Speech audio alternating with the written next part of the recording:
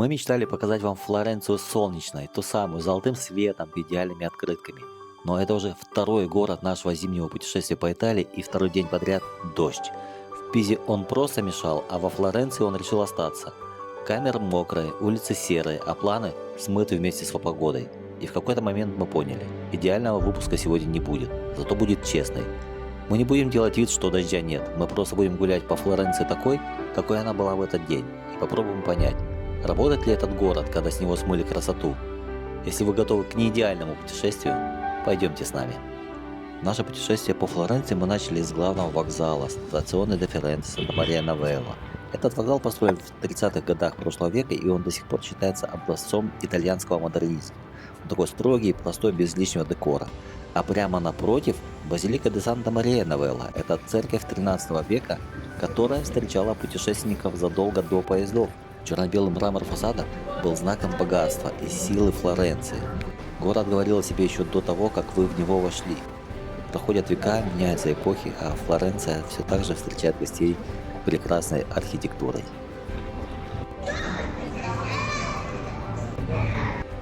Друзья, мы гуляем по Флоренции дождливой, рождественской. Сегодня 25 декабря.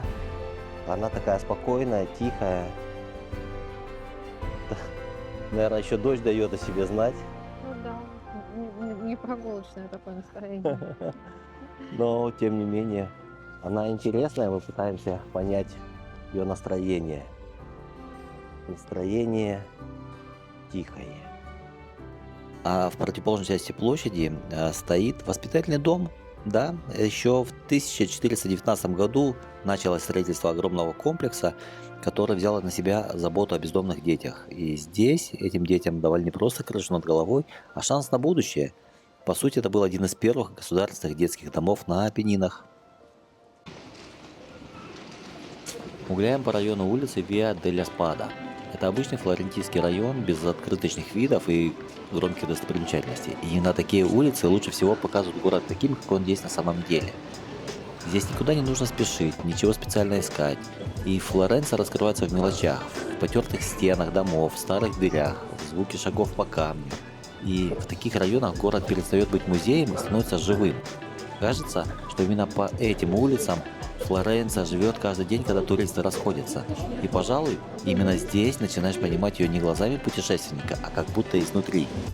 При этом вокруг много дорогих бутиков и магазинов с историей. Что важно, витрины не кричат и все очень по-флорентийски сдержано. Флоренция вообще не любит показной роскоши, здесь ценят стиль, который не нужно объяснять. И вот мы идем спокойно с Наташей, никуда не спешим, и в какой-то момент поворачиваем голову направо, и перед нами появляется палаццо Стрози, а в этом палаццо, во дворе этого палаца, выставка Кавс, The Message. Это такое современное искусство в самом центре Флоренции, и прям резкий контраст с ренессансными стенами вокруг. Вообще работы Кавс выглядят немного странно и очень провокационно. И особенно эта провокационность, она заметна в окружении этих старых стен. Но именно за этим люди приходят посмотреть, как сегодняшний мир разговаривает с прошлым. И Флоренция, как ни странно, умеет строить такие диалоги.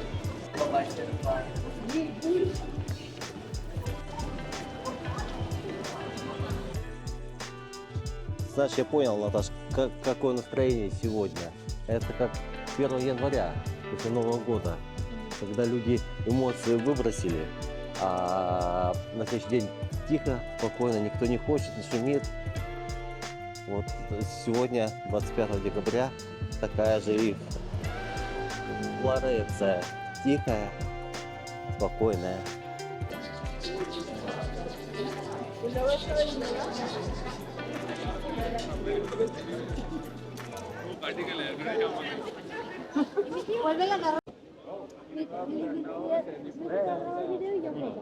Смысл в чем? Люди натирают нос кабану с монеткой, и она потом ее кладут в язык, и она с языка должна попасть вот туда. И типа тогда желание сбудется. Флоренция открывается не сразу. Чем дольше ходишь, чем дольше гуляешь по ее улицам, тем больше понимаешь, какая она. Она неоднородная, но очень интересная. Вот смотрите, какая красота. Ну, сейчас я вам камеру подниму. О, наши глаза, наши... О, так, смотрите. Мы стараемся, чтобы вы ощутили всю ту атмосферу Флоренции, Я которая пока вот есть. так вот сделаю, а вы пока в этот момент поставьте лайк, нажмите на колокольчик, лайк поставьте и напишите, пожалуйста, комментарий, как вам. Мне будет очень приятно. Смотрите, о, поставили? А вы уже поставили лайк этому видео. Супер. Спасибо. Гуляем. Смотрите, какие яркие цветы. Ой, цвета. Какая Офигенно. мощь. Мощь вообще. Слушай, мощь и изящество. Изящество. Сейчас вот замерз. У меня рот- У меня Изящество. рот подмерз. Вообще, ребят, дожди на ливень начинается. Как мы будем дальше ходить снимать, я не знаю. Поэтому мы не можем управлять погодой. Если в прошлом выпуске в Пизе дождь шел с утра и потом прекратился, то здесь... Мы захватили итальянского солнышка, то здесь прям Да. что-то... Кстати, завтра здесь начинается прям солнце будет. Завтра солнце, но мы снимаем сегодня.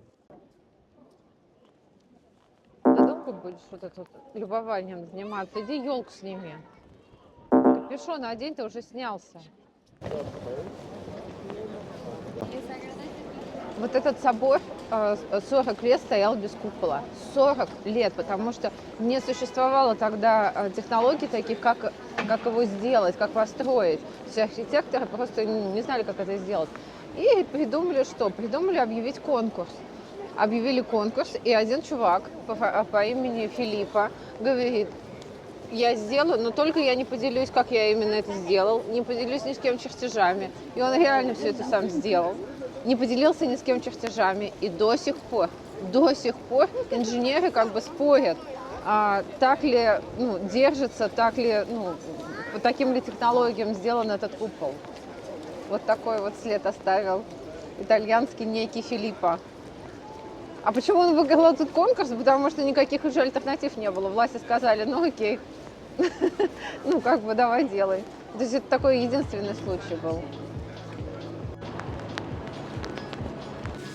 Ребят, забежали в Макдональдс, потому что очень замерзли, выпили теплого кофе. Теплого. Ну, когда-нибудь делали теплое кофе, как парное молоко? Вообще в Макдональдсе теплое, еле-еле. Погрелись, полчасика посидели. И вот там вроде дождик заканчивается. Сейчас Не айс вообще. пойдем гулять.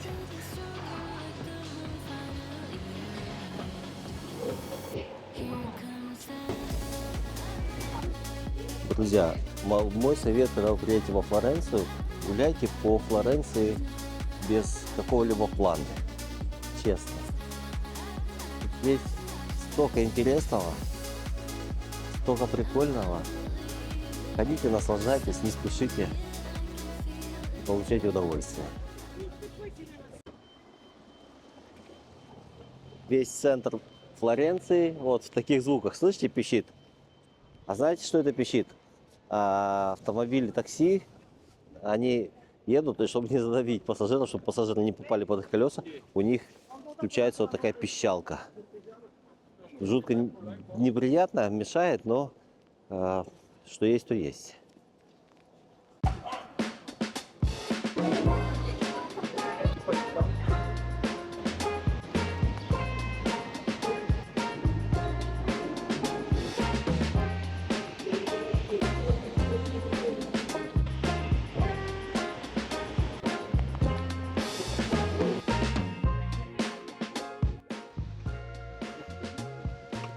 Мишка рождественский. Мишка рождественский, вино. Он грустный такой сидит. Ну, потому под что ему не дождем. наливают. Да, ему не наливают. Ясно. Бонжорно. Магазин сыр, вино.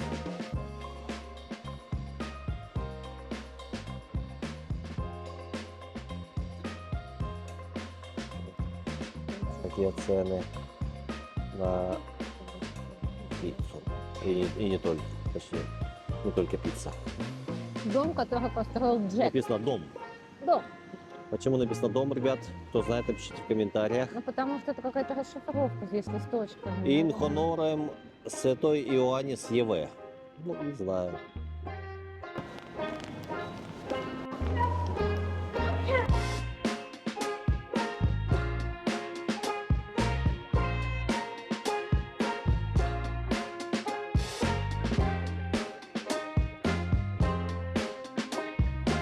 Ребят, не знаю, что за елка. Может быть, это главная елка Флоренции. Кто его знает, но такая уставшая под дождем стоит. Ветви опустила. Catherine, espera, falta gente. Елочка устала. Chicos, Да. ahí, por favor. Какую мне визитку дали? Это все вышито. Это прям вот реально вышито. Очень красиво. Там всякие продаются фарточки.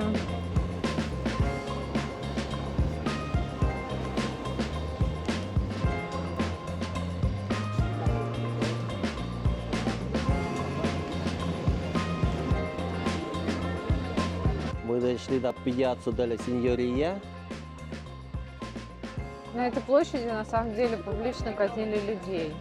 И еще здесь сожгли даже монаха Савонаролу, который объявил Флоренцию городом греха и приказывал сжигать картины, зеркала и книги. Его тоже туда сожгли.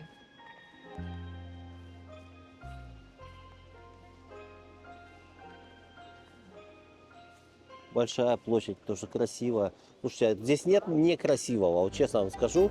Во А вон там Флоренции вот нет видишь, некрасивого. А вон там, видишь, статую Давида? Где слева, которая Ну, да. фонтанчики? Да, эта статуя Давида, она вообще была как бы не про красоту даже, а про политику. Он символизировал маленькую, гордую Флоренцию против больших врагов. И это, по-моему, стоит тут... То есть это был не шедевр такой, а вызов. Ага. И это дубликат стоит, да, по-моему? Да, это дубликат, это не... Потому что когда какие-то эти проходят там События или проходили раньше, наверное? раньше, да, то его Закидывали кидали камнями. камнями, да.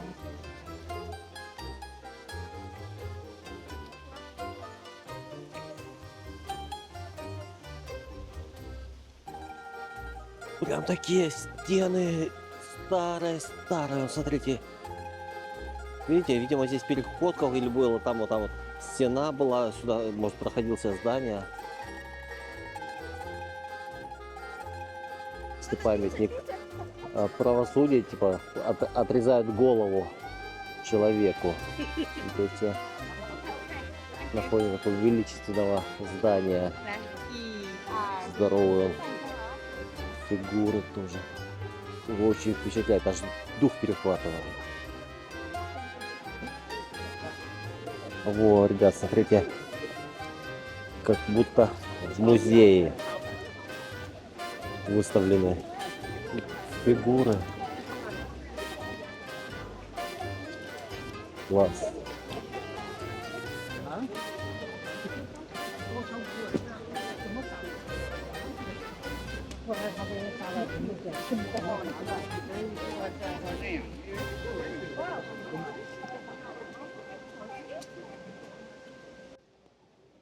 Как можно было вот так вот сделать скульптуру? Смотри, прям попочка.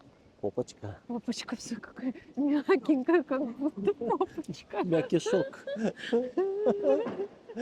Да, обнимают там за попочку и не только.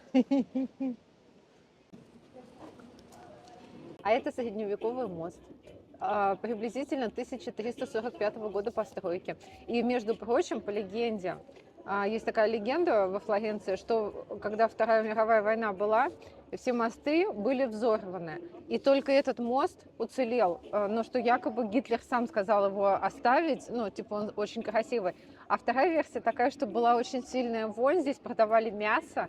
И такая вонь стояла невозможная, что, короче, его оставили. Я не знаю, Вот. А потом сейчас заменили это все ювелирными лавками.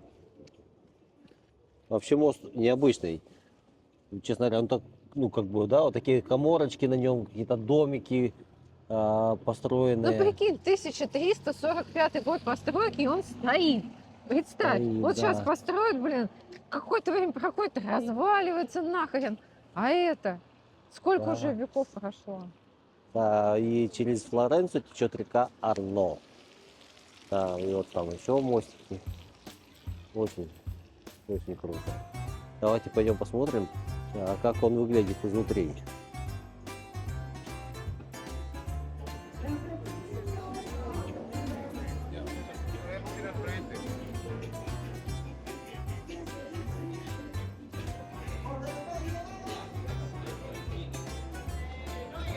Смотрите, это такая галерея, да, торговая получается, как будто галерея, которая ведет до моста на на одной стороне берега.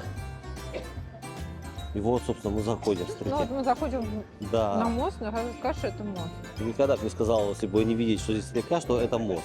Как будто обычная улица, справа-слева постройки. Я все впечатлена, что 1345 год. Ну, вообще, слушай, Венеция это Ну, такой... понятно, но нет, ну ты понимаешь, это мост. Вот как его построили, понимаешь? Какие чудо-люди это делали и сейчас, что руки из жопы. Наташ.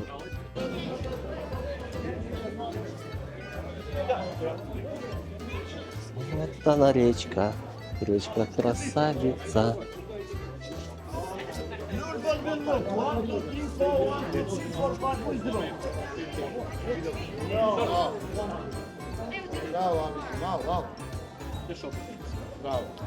Наперсточники во Флоренции так же само разыгрывают людей, разводят людей на деньги, как в наших краях в начале 90-х годов. Подставные люди как будто выигрывают. Итальянцы ведутся, не только итальянцы, туристы ведутся на это.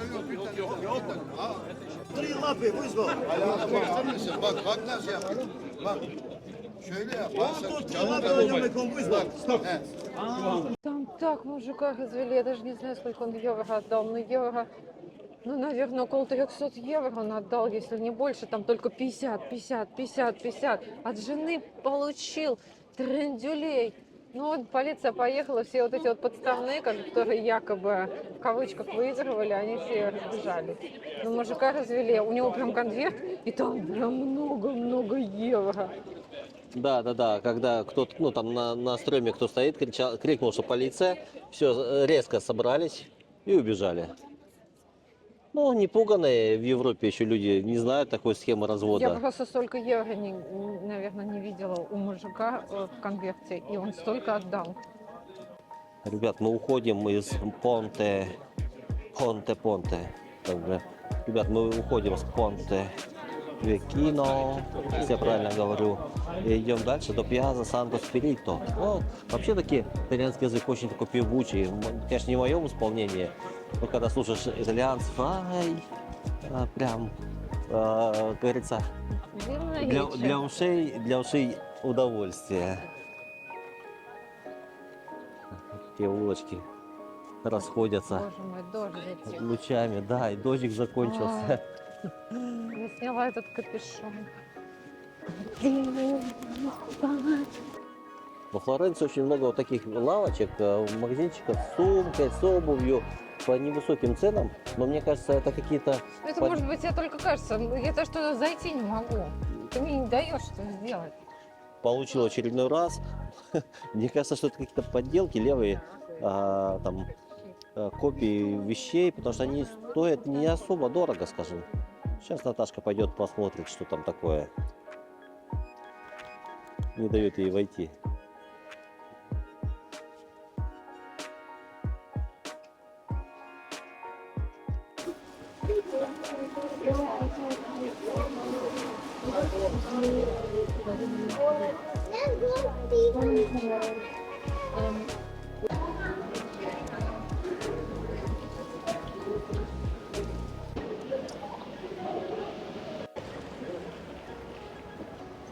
Красиво.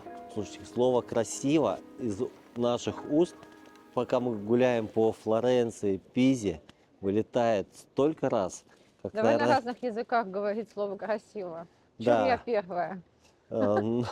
как, наверное, не вылетало в течение года. Мы не говорили столько раз красиво в течение года, как в этих двух итальянских городах. Нет, в Вильнюсе еще говорили. Посмотрите, Вильнюс. Вильнюс, там слово красиво было самое популярное у нас. Ну, смотрите, памятник Джованни Батиста.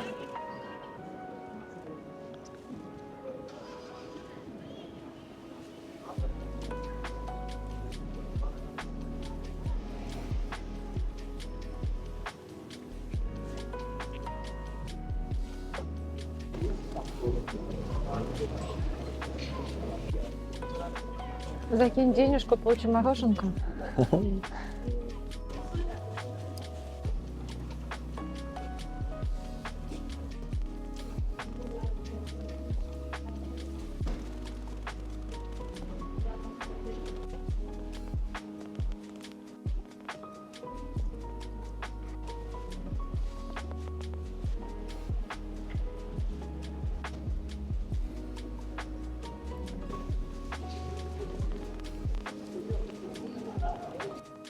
Смотрите, какая дверь Ой, деревянная, получится. интегрированная, скажем так, современным языком, в стену дома. Она деревянная. Деревянная, да. А тут И такой. здесь маленькая дверца, Его да. ключик. Мгм.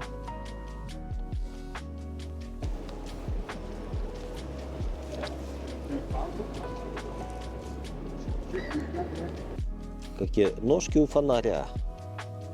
Изящные. Фонарик, вот его лапки. Коленочки, получается. Он стоит на берегу реки, и вот мостик. Кому холодно и дождь, а кому в шортиках жарковато, наверное, будет. Мне тут нравится, что нам снег, что нам зной, что нам дождик проливной, пока мы друзья сломой.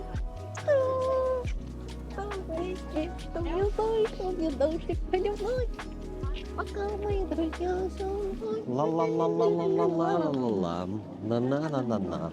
На-на-на-на-на-на-на. Лайк.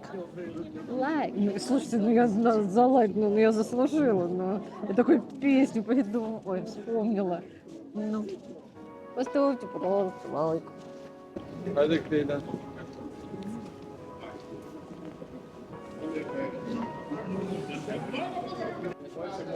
Чернышей, конечно, во Флоренции очень много. И прям они какие-то стрёмные все. Прям совсем. Особенно вечером, когда идешь по улицам. Мы приехали во Флоренцию вечером. Вечером идешь по улице. Блин, И ну руки такой. держишь в карманах, телефон прям вот чтобы он в руках был, потому что ну прям страшно. Да-да-да. Что у них на голове, неизвестно. Да, они еще так смотрят пристально. Поэтому прям телефон держишь в руках. Вот дома стоят прямо на берегу реки, река омывает их фундамент. И мне интересно, почему, точнее не почему, а как сделано, что вода не подмывает эти фундаменты? Почему-то вот дома стоят много веков и с ними все в порядке. Напишите в комментариях, если есть строители или может быть кто знаком с этой Инженеры. технологией, да, строительства. И будет очень интересно.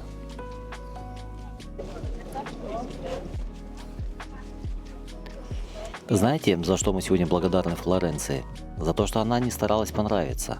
Она не включала солнце по запросу, не делала вид, что все идеально. Она просто была собой. Мокрой, немного серой и очень живой. И в какой-то момент стало ясно. Флоренция не исчезает без света. Она остается. Звуки шагов по камню, в отражениях витрин, в тишине подарками. Возможно, это был не самый красивый день, но точно честный. Если после этого выпуска вам захотелось не просто приехать во Флоренцию, а прожить ее, значит все получилось. Спасибо, что прошли этот дождливый день вместе с нами. Мы, Сергей и Наташа. Это Картавый Трип. До встречи в новом городе. В любую погоду.